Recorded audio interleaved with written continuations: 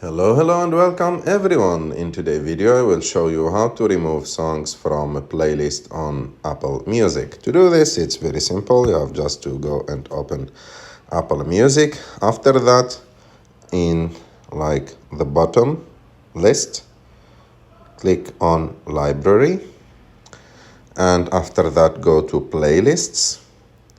Go to the playlists that you want to take the song from it. For example, I will go to this playlist and go to whatever song you want to delete. Click on the three dots next to it, and after that go to the last option, which is remove from playlist. Click on it and voila, the song is removed from the playlist. I hope that you like this video. If you like this video, don't forget to subscribe to our channel, to like this video, and see you in the next